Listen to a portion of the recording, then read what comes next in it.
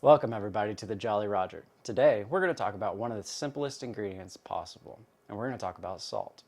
There are many different types. We're going to run through them. One of them I do not have. I'll have to put up a photo. But let's get ahead and start talking about Himalayan salt. This is your pink salts. I have you overhead as well. I think you'd see it better this way. I have a coarse ground, which is very nice. Accents, flavors. You can use it for margaritas, things like that. It's a pink salt that comes from Pakistan. The reason it is pink is because it has trace amounts of iron and magnesium, which give its color. It is this salt is what you're supposed to use for smoking salts, and with each ground you could do either way. We are going to smoke a salt today. I'm not using pink and Himalayan because it is more expensive than just kosher salt. We'll talk about kosher salt in a second. The next salt I want to discuss is iodized salt.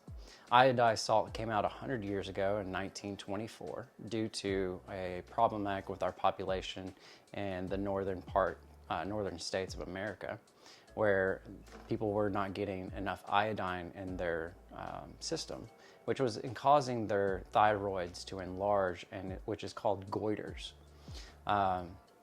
So once we introduced, it's either sodium or potassium iodide to our salts and our digestive in our diets, we circumvent that, the goiter effect.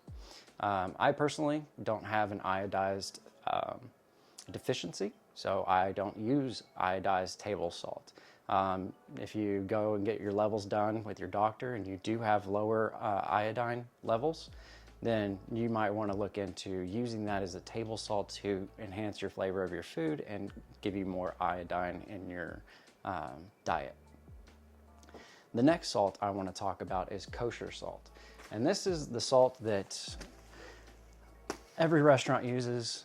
Kosher salt is a lot milder of a flavor due to its granule size than table salt. If you season your salt with table salts, then you have a higher chance of over salting and causing your food to be salty by the end when you're getting ready to eat it.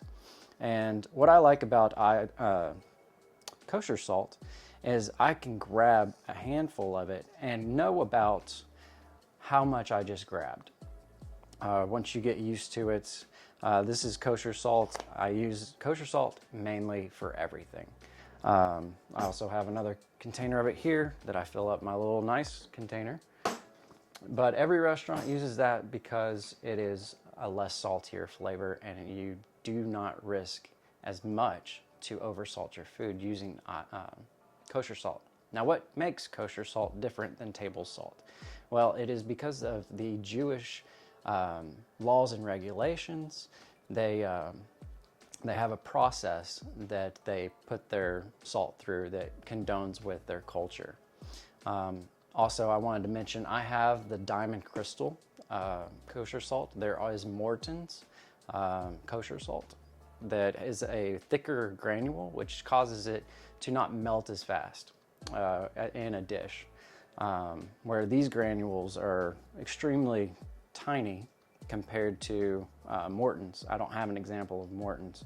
I don't really use it, but I do at school and when I worked at restaurants. So definitely I would recommend getting kosher salt to cook with. The last type of salt is a finishing salt, and there are many, many different types of finishing salts.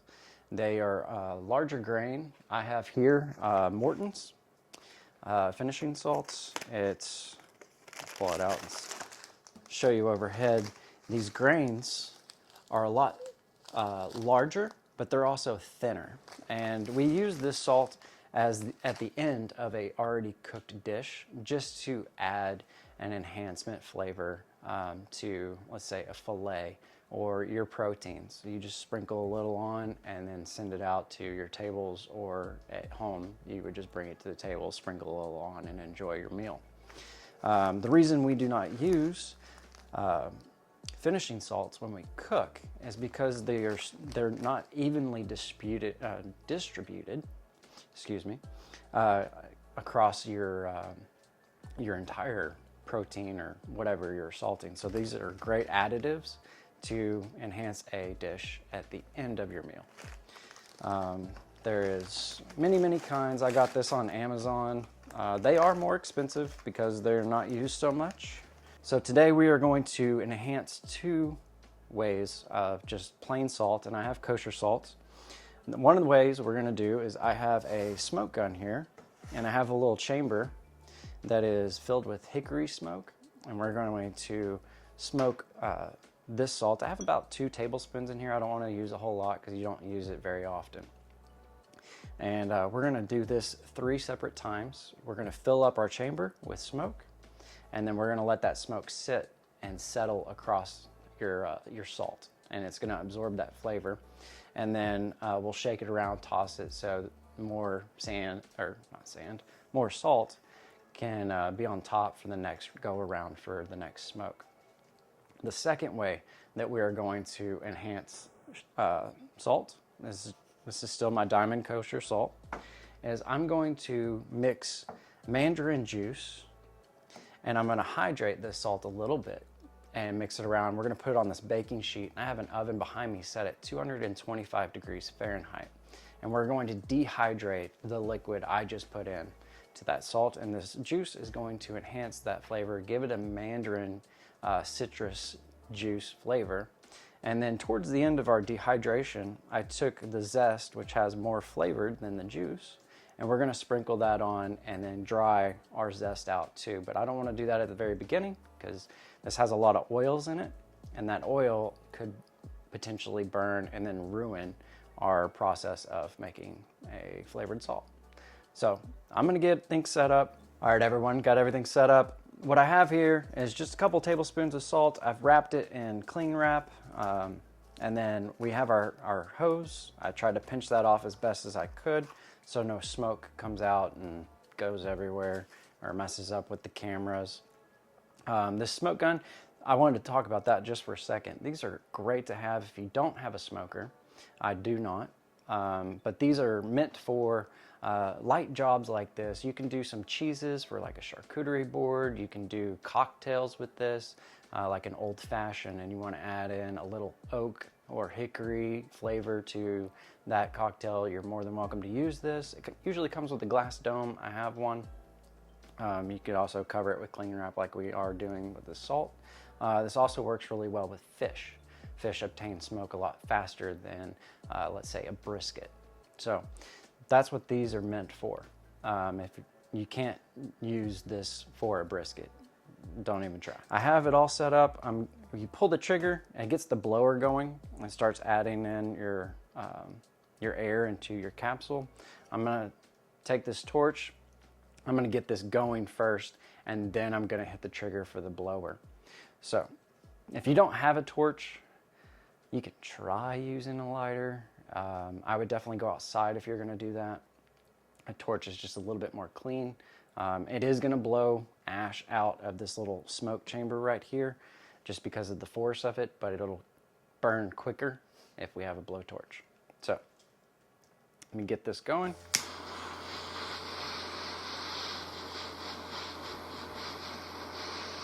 All right, I see smoke going in. We're gonna turn that off. And you can see I did have some smoke inside. I have some ashes falling down. Wise decision, take this outside and do it. I didn't really think of that. So we're gonna move this off to the side. The chamber's full of smoke. We're gonna let that settle down. And we're gonna repeat that process 2 more times just to make sure we have enough of that smoke flavor. So we're gonna get into our mandarin salt. And this salt, we're just making just to show you a different application of how to enhance just a simple ingredient as salt is. Smoke is one way. Adding a juice, I've done this before. I haven't done it with mandarin, but I have done it with a habanero.